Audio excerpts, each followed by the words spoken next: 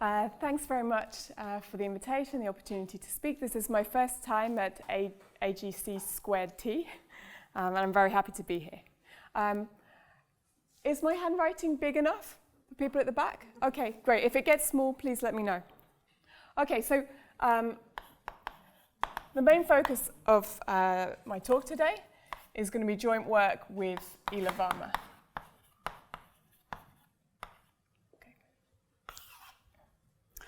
And my setup throughout the talk is that K will be a number field, and you can think of that as fixed throughout the talk. And then we'll consider finite extensions of K. And then, so I want to talk about the Hasse norm principle, so first I should tell you what that is. Okay, so we have the usual norm map from Galois theory, from L down to K, which is a homomorphism on multiplicative groups. And then we can embed each of these fields into their groups of ideals. Okay, so just send X to the idel X, X, X, etc. Similarly up here. And the norm map extends to a norm map on the ideals. Okay, and component-wise, it looks like this. So the component of V is the product of all the places lying above V of a local norm of this component Y, W. Okay. All right, so the point is that this diagram commutes. And so if I have an element of K, I can view it as an idel of K, and then ask whether it's in the image of this norm map. So if I start with an element of K, which is a norm from L, then it remains a norm over here. It's a norm of an idel, namely, just do this map up here and take the norm.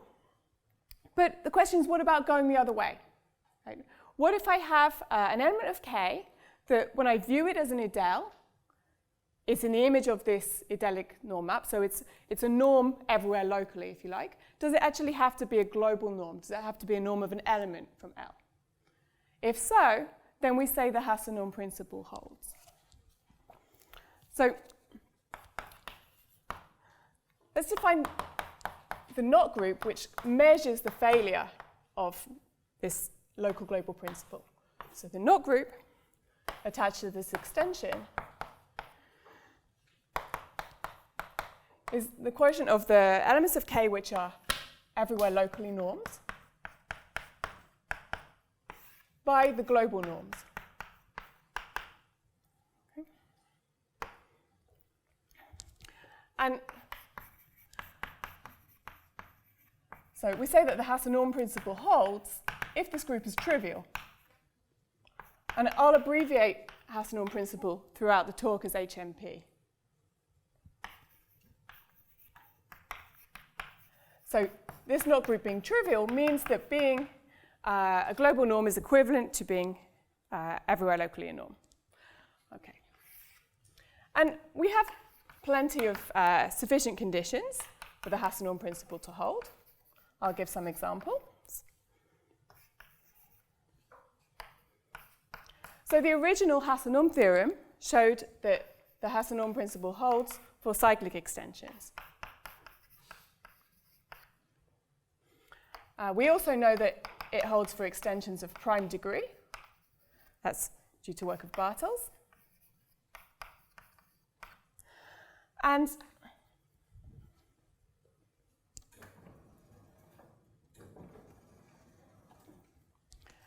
if we take a degree n extension,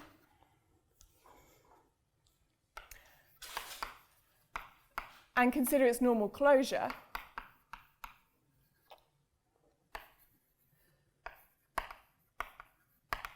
then if the Galois group of the normal closure is dihedral of order 2n, then the Hasse norm principle holds, work of Bartels. If it's Sn, then it holds due to work of Koniavsky. And if it's an with n not equal to 4, then it holds due to work of Mercedes. So lots of examples where it holds, but it wouldn't be very interesting if it didn't fail sometimes.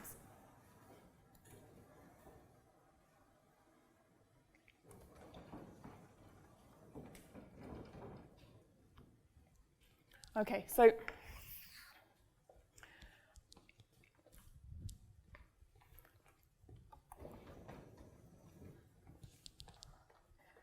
Hasse's original paper also contained a counterexample.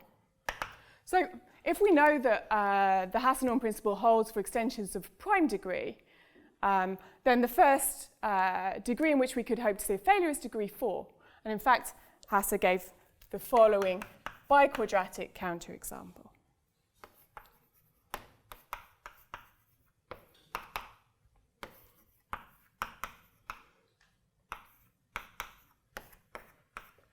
So biquadratic examples are the smallest examples where we can get failures of the Hasse norm principle. So Hasse showed that 3 is everywhere locally a norm from this extension, but not a global norm. And so the question I want to address in this talk is how frequent are such failures?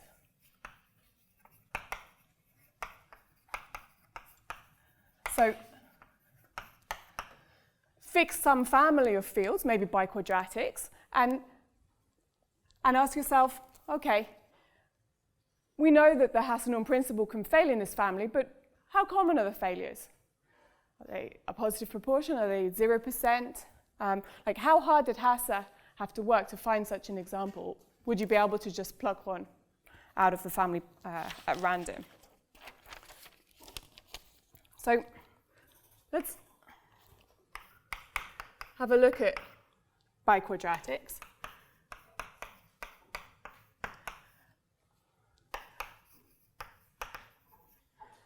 So I'm going to take A and B to be co-prime integers that are not 1.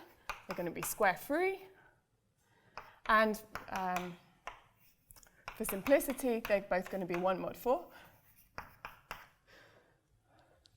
And then if we look at the biquadratic extension that we get by joining the square roots of A and B, there's a quite simple criterion for the failure. So the Hasse norm principle fails in this example if and only if A is a square mod P for all primes P dividing B, and vice versa, B is a square mod P for all primes P dividing A. So this suggests, and this suggests that 0% of biquadratics fail the Hasse norm principle. If you order them, for example, by discriminant, right? You're asking like for many, many conditions. It's not going to happen just by chance. Okay, so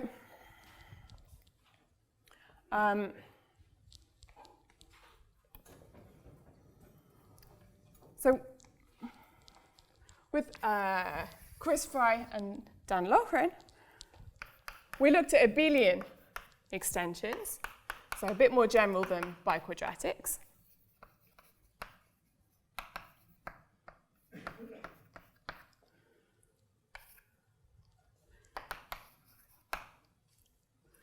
So let G be a finite abelian group. And we considered so-called G extensions, by which I mean Galois extensions with Galois group G. So then we showed 100% of G extensions of our fixed base field K satisfy the Hasse norm principle when ordered by a conductor.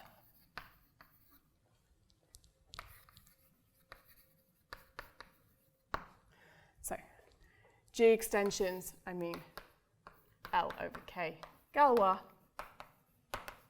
and Galois group G.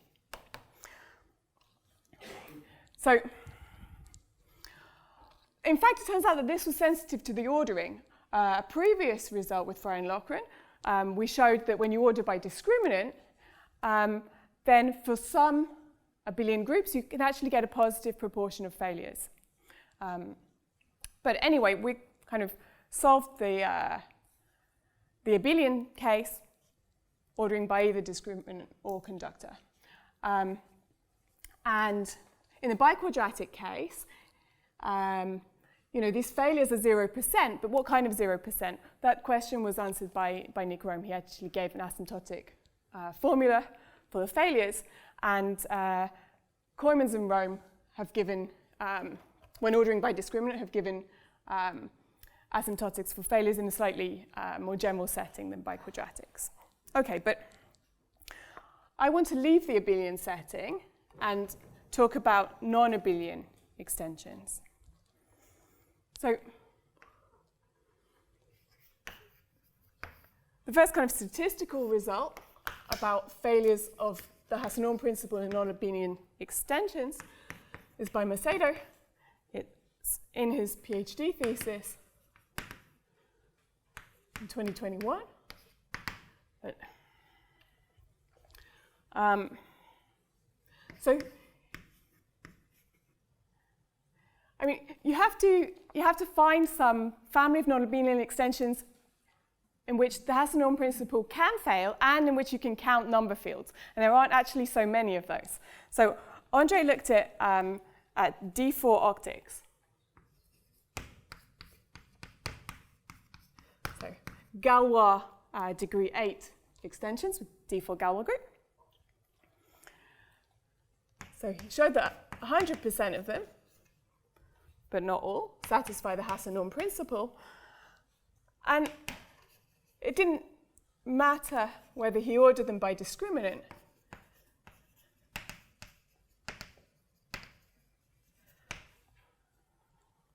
or by a conductor, so ordered by the Artin conductor of the unique, faithful, two-dimensional, irreducible representation of D4. And so this uses work of Altug, Shankar, Varma, and Wilson for the conductor count, and forthcoming work of Shankar and Varma for the discriminant count, which is why this so far has not been published, because he's waiting. Mm-hmm. So with these cases where you have 100%, are you expecting there to be a power saving for the ones that don't? Do we have any guess? I think maybe not quite a power saving. It's quite delicate, but I'm also not the analyst in this collaboration. But I can maybe talk to you afterwards about that. Yeah. Okay. So that's the first non-abelian result. And now I actually want to talk about the S4 and S5 extensions. So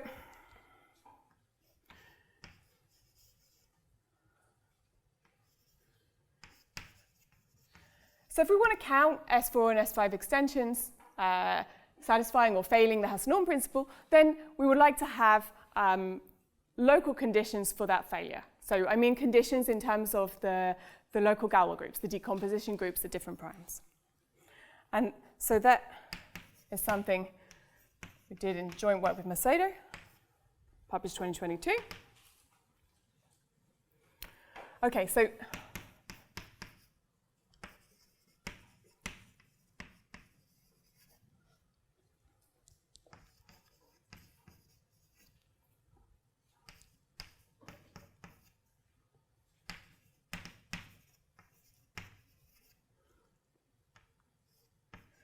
So I'm using L tilde to denote a normal closure of the extension.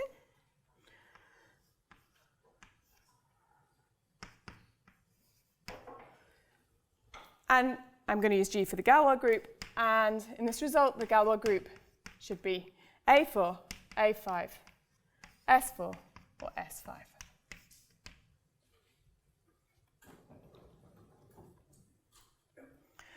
And let H be the subgroup of the Galois group fixing the field we're interested in, L.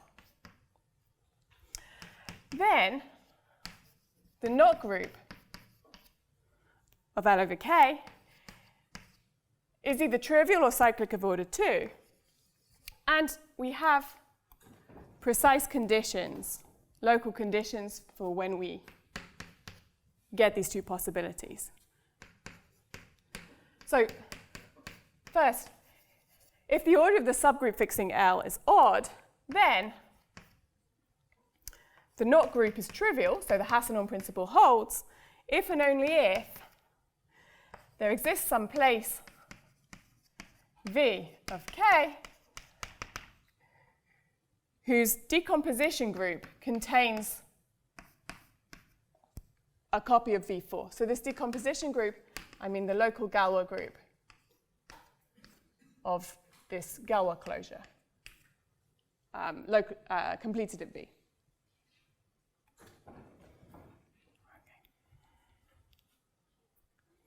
Okay, so that's the odd case.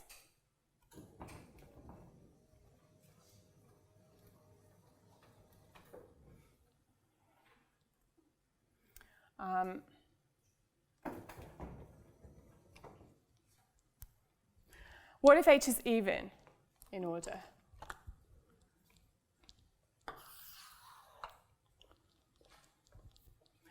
Well,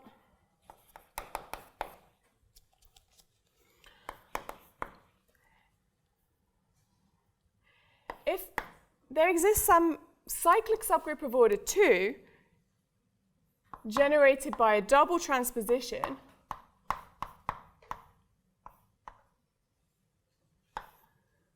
so inside H, so this is my picture to denote some double transposition.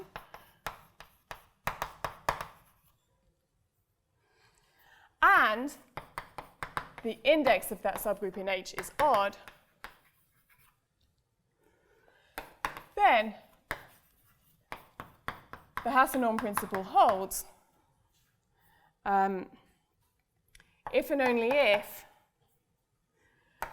there exists some place V such that a copy of V4 generated by two double transpositions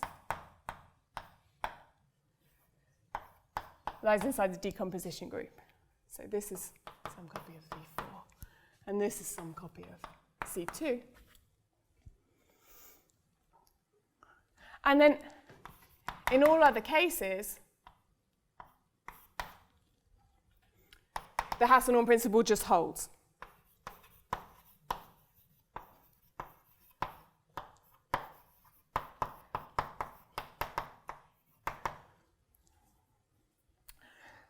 So this tells us which families will be interesting to count failures of the Hasse norm principle in. We certainly don't want to count in any of these cases because we know something stronger than knowing 100% satisfy Hasse norm principle. We know they all do. So this tells us that the only interesting, say, S4 extensions in this context, so the only S4 extensions which can possibly fail the Hasse norm principle are degree 8, degree 24, so the Galois ones. So those are in the odd setting, right? The subgroup fixing them is odd. And degree 12 extensions. Now there's two flavors of degree 12 extensions, and we need the ones that are fixed by a double transposition in S4. the ones fixed by a single transposition all satisfy the Hasse norm principle. And I'm just going to call this family of degree 12 extensions fixed by a double transposition F12, just to be able to refer to it during the talk. Okay, so the result with Ilavama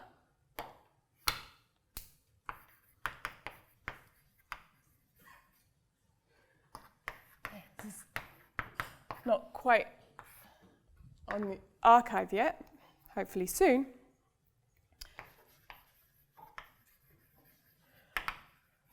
So I have to tell you how I'm ordering these extensions. When ordering S4 extensions by Artin conductor, so by the Artin conductor of the three-dimensional standard representation of S4,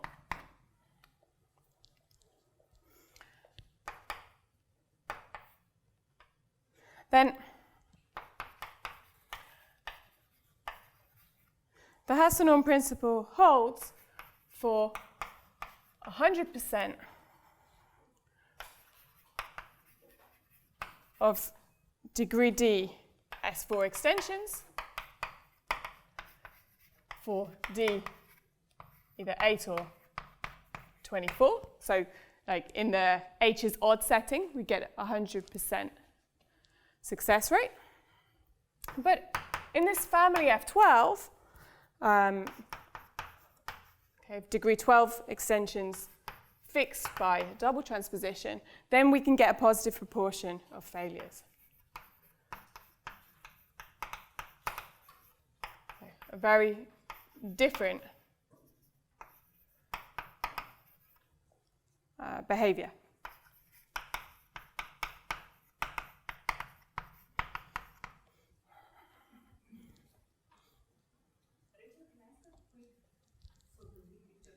Yeah.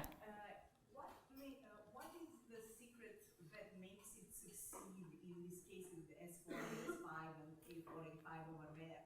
Like write a note, I don't know, D100. Oh, like these local conditions from with Macedo or the counting. Yes, but you already start with G in that set. Yeah. So was like S6. yeah. So good question. So in the paper with Macedo, we give kind of some theorems and also algorithms for computing these knot groups, which are generally quite hard to compute. And we get the nicest results in the AN and SN setting. And yeah, so we can deal with AN and SN kind of pretty generally, but the conditions will start to get worse to write down. So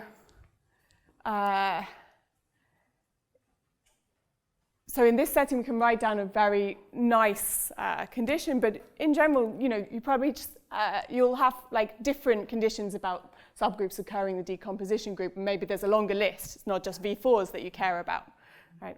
And V4 is important basically because its H3 is non-trivial, and in these small groups, it's really the V4 which contributes to the knot group. So there's results of Tate which describe the knot group in terms of H3. So which, yeah, that's what's being used. This is why V4 occurs. But in the paper, we have kind of more general techniques building on work of Dracoclos and Platonov for and generalized representation groups. We also use the work of Hoshi and Yamasaki that was mentioned in Boris Kanyavsky's talk earlier in some places. So yeah, it's a kind of computational problem. But why do we restrict to S4 and S5 extensions for the counting? That's because we need families in which people know how to count number fields, and there just aren't very many. Yeah. And for a lot of them, we know like that the Hasse norm principle just holds, right? There's no point looking at cubics. The Hasse norm principle holds for all cubics, whether they're cyclic or S3, by the results that I mentioned right at the beginning. Yeah, these criteria. Thanks. And the positive proportion, any idea what it is? Oh, we haven't actually computed a number, but we should do that soon. At least, you know, maybe over the rationals. I mean, it's a very, very ugly formula in general, especially the contribution at 2, which I'm not going to write down. But yeah, we want to, at least over the rationals, we will compute a percentage before we put this on the archive. Yeah. Okay, so yeah, so we have positive proportion, we have also asymptotic formula. Okay, so let's talk about how to obtain this result. So I want to talk about counting with local conditions. And so for this, we're going to use a result of Bhargava, Shankar, and Wang. And so I need to introduce some notation. So somehow my place has changed from V's to P's. I hope that's okay.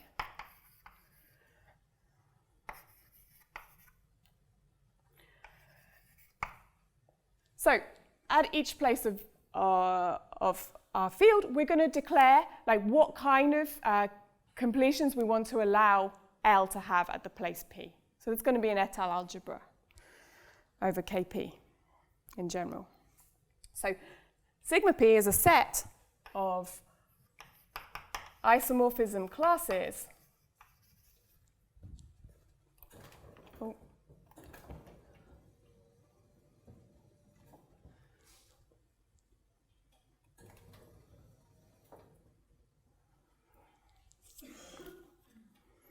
set of isomorphism classes of quartic étale algebras over Kp. So let me just say that, okay, I gave my title and abstract before I actually wrote the talk, so I'm only going to focus on, in this talk, in S4 extensions, but really we have analogous results for S5, and it's just the same thing. Okay, so that's why I'm looking at quartic étale algebras. And so then we call a collection of these sets, sigma p for p, so a collection of local conditions acceptable if for all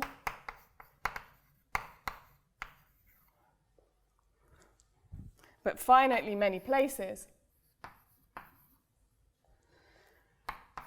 we allow, so sigma p is going to be the set of completions that are allowed, so we allow all quartic étale algebras that kind of aren't too badly ramified. Algebras over Kp that have square-free relative discriminant over Kp.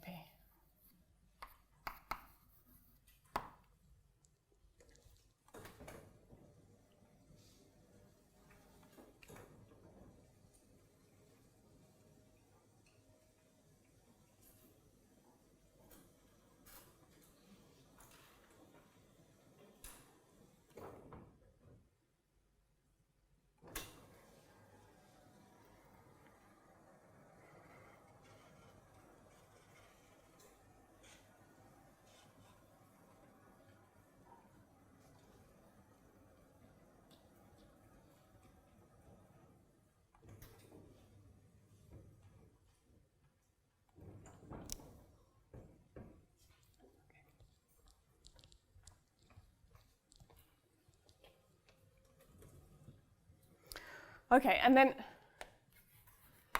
we'll define a counting function, and sigma kx to be the number of isomorphism classes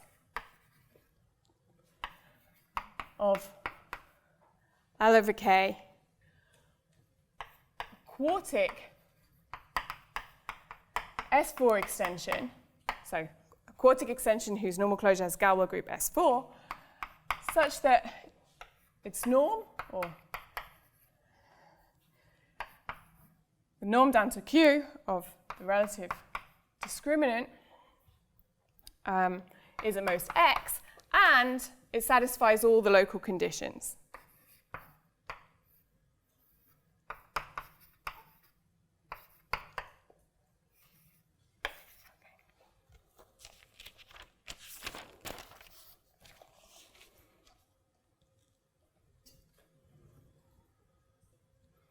Okay, so then the theorem that we want to use.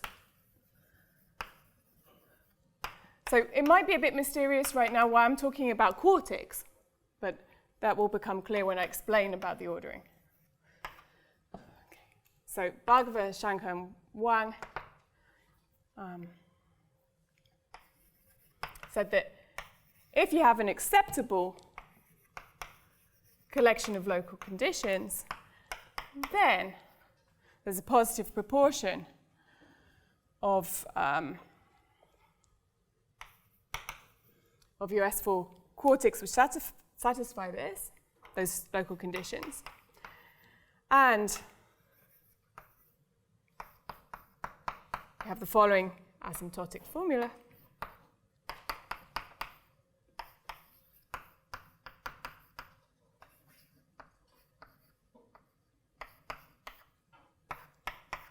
This product here is a product over local masses.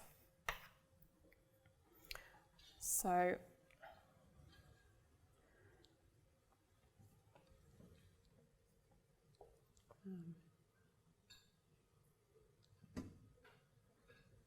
maybe I'll put the formula for the masses on the next board. So the local mass of this collection, the set sigma p, is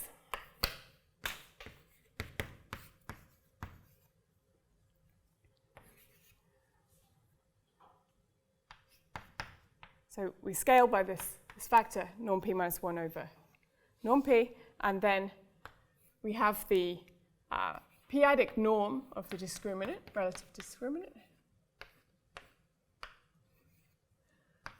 and quotient out by the number of automorphisms. So this is for finite places. And for infinite places, we just have something a little simpler. Just 1 over.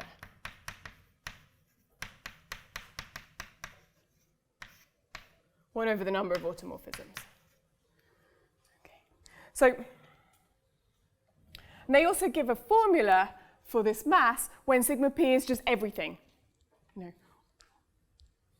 all quartic étale algebras over Kp.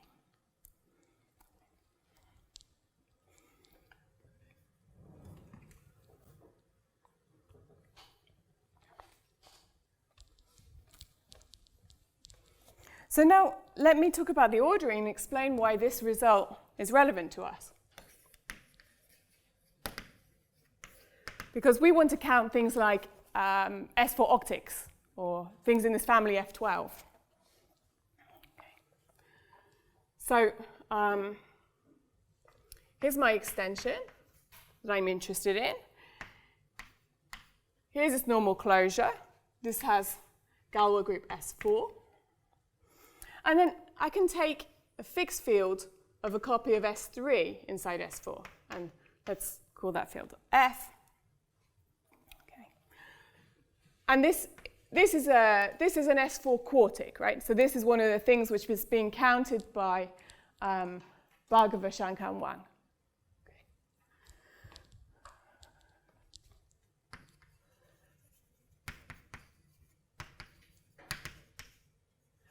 So the conductor discriminant formula tells us that the discriminant of this F, this quartic, is equal to the Artin conductor of the induced representation, so induce the trivial representation from S3 up to S4. Okay. So this gives us this permutation representation which splits up as the trivial representation plus the standard representation. Okay. And I was counting things like S4 octics, for example, so this L could be an S4 octic, by the Artin conductor of the standard representation, right, which is then the same as this discriminant. And for each L, I can find an F, and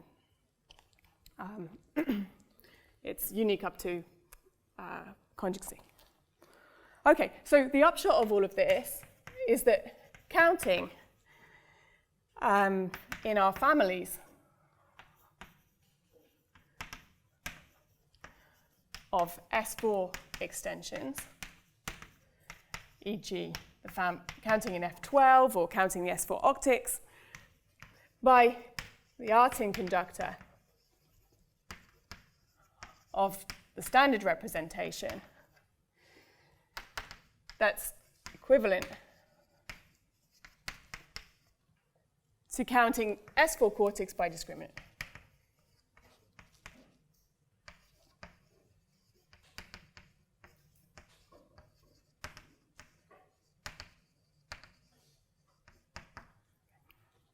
Okay, so now all we have to do is translate our local conditions for failure of the Hasse norm principle. Well, there are already conditions about decomposition groups in this L tilde, so in fact, we're kind of good to go. We need to feed the local conditions into this theorem, so we need to find out what are our sigma p's. What do these local conditions impose on the completions? We've got conditions on Galois groups, and we want to get conditions on allowed étale algebras.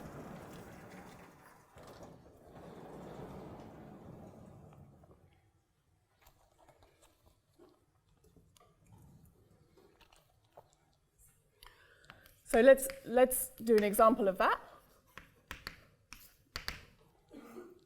So for example, let's look at F12. So proposition 3 tells us that the Hasse norm principle fails for one of these degree 12 extensions fixed by double transposition if and only if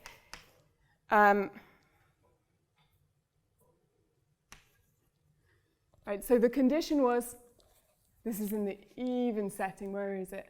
Okay, we're in the even setting. We get success as soon as we have a decomposition group with this copy of V4 generated by double transpositions in it. And so if we want failure, we need not to have that.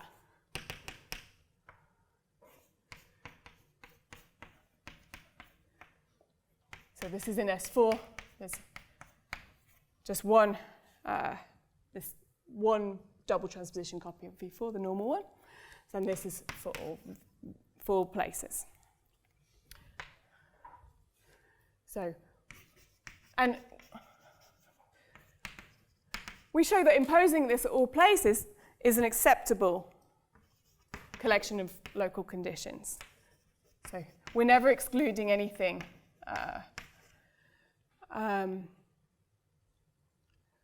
with a non-square discriminant.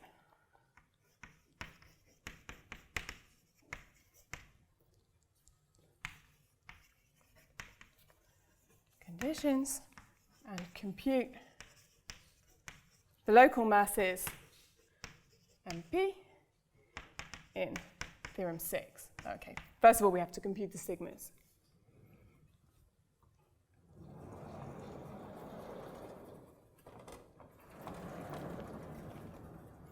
So I'll do that also in just one example.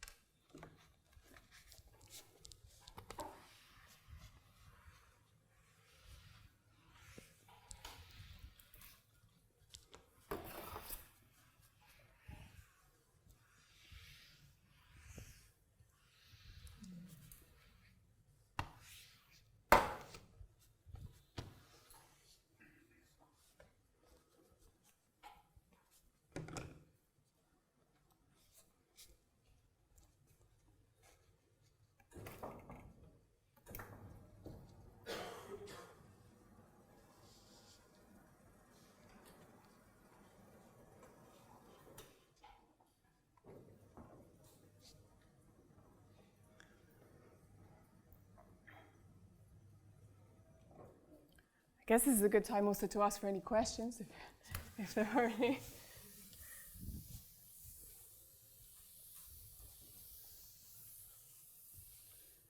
Maybe I'll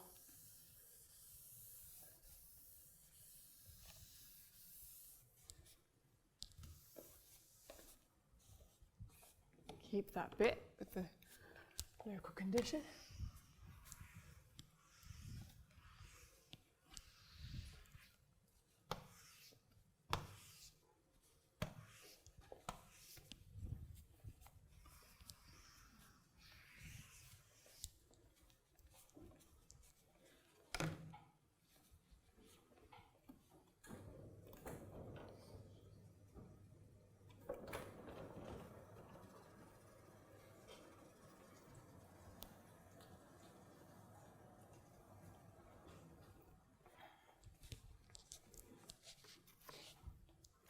So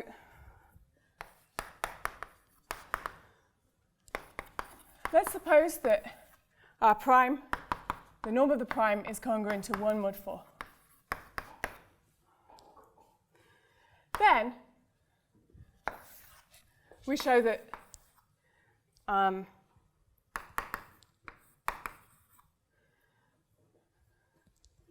sigma p is the complement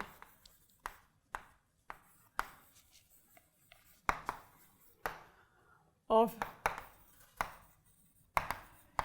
the unique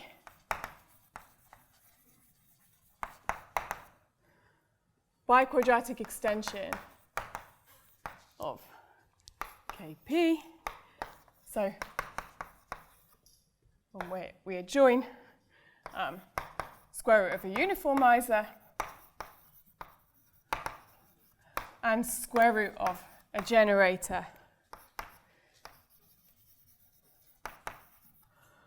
of non-zero elements in the residue field 1 square. So something which is a unit and not a square.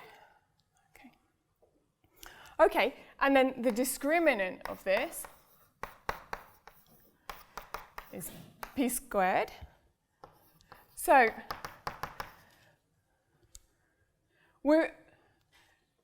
acceptable meant that we, did I erase acceptable? I can't see.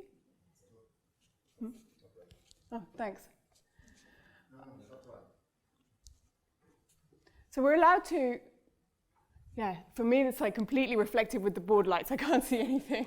But, oh yeah, so we just have to contain all the ones with square-free discriminant. So we're allowed to exclude this one at every place if we want, certainly every prime which is 1 mod 4, because it has a square discriminant. So it's acceptable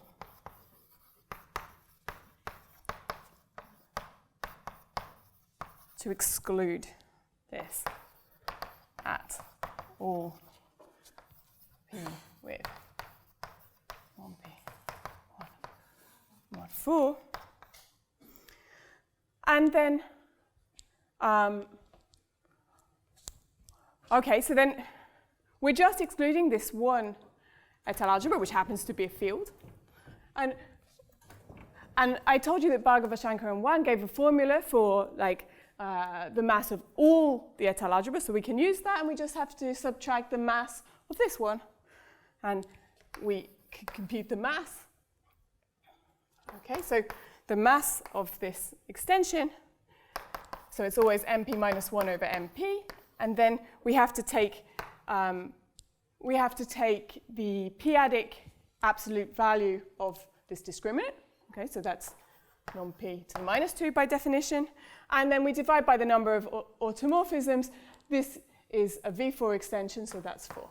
Okay? And so then we can just subtract this from the total mass of all quartic étale algebras over Kp.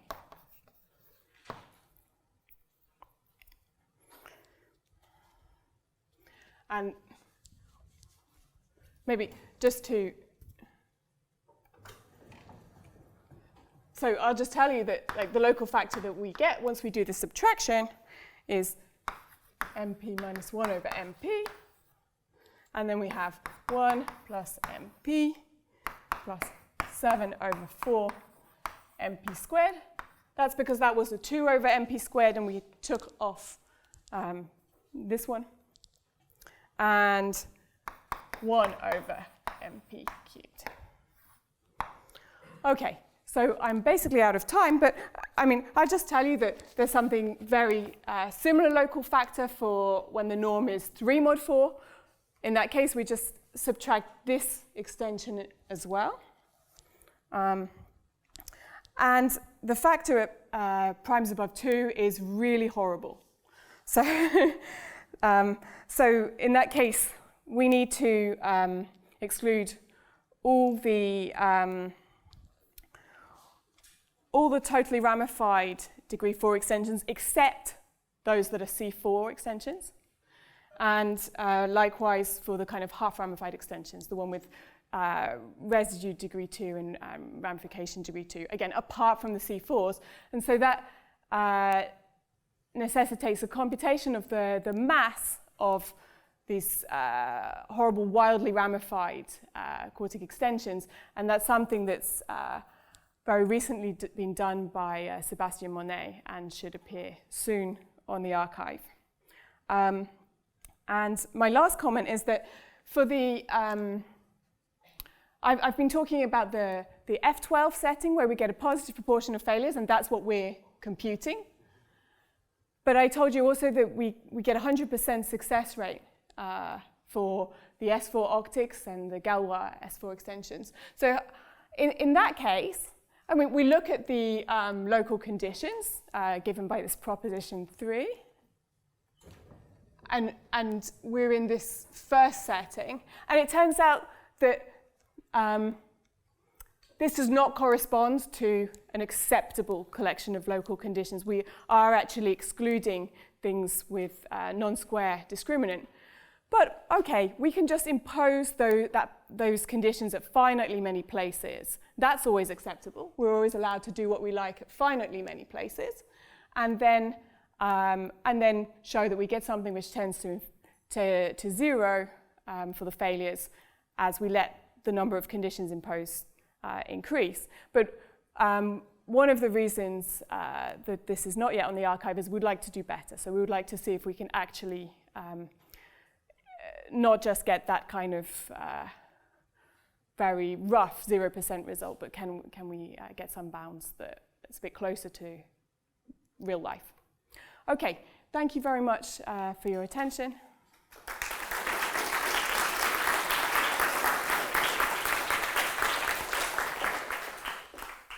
Thanks a lot. Are there questions for Rachel? Yeah, give me some chance to do some sport today.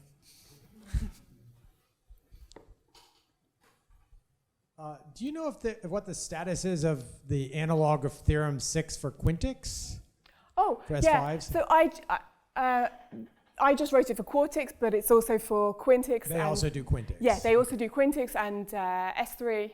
Mm-hmm. I think they also state the result for... With the same notion of acceptable. Yeah, yeah.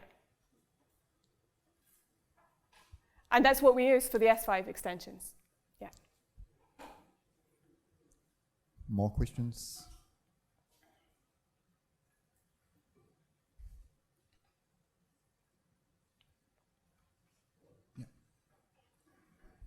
Can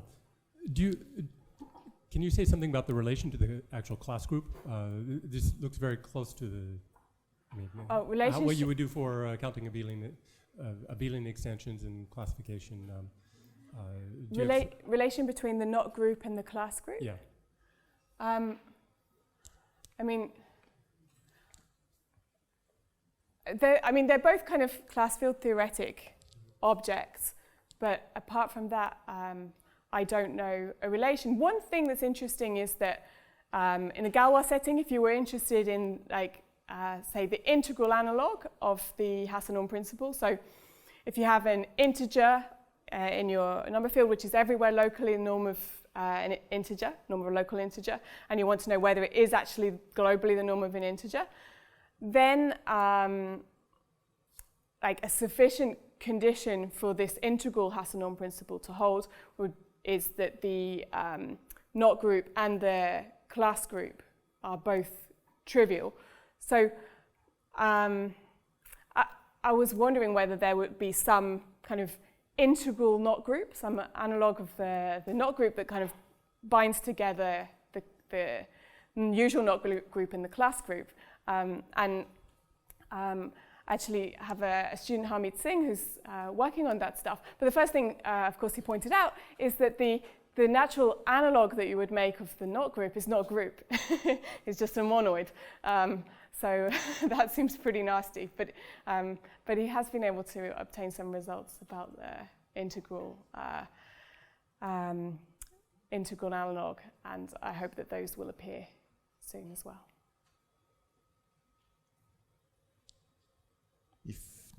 Yeah. So do you have an interpretation for the knot group in the function field setting? Oh, yeah. I mean, I've done a women in numbers project. It was with Aiken Osman and some others. I don't want to forget anyone. And so we studied actually a different kind of quantification of failures of the Hasse norm principle. So when I said like we want to know how frequent are these failures, there's actually another like kind of orthogonal way to interpret that question. Suppose you've got an extension of a fixed base field, say over the rationals or over, I don't know, f cubed t or whatever your favorite base field is. And you know that like in that extension you can have failures. That means you can have counterexamples. Like in Hasse's example, he showed that 3 was a counterexample. It's everywhere locally normed but not a global norm. And then you could actually count, like, okay, how many rational numbers are counterexamples to the Hasse norm principle for that fixed extension? So fixing the extension and varying in the base field. And that was actually the first project that I did about the Hasse norm principle with Tim Browning. So we looked at that kind of frequency. So the proportion of rational numbers that are everywhere local norms from an extension, any extension, and fail to be global norms. And then we looked at the same thing in the function field setting with the women in numbers group. It's I'm not going to say it in order, but it's Nicole Sutherland and Rabia Gulsha Oysal. I'm not sure if I'm pronouncing it right or even remembering the right consonants. It's good, Pina. And Adelina Manzatiano. Yes.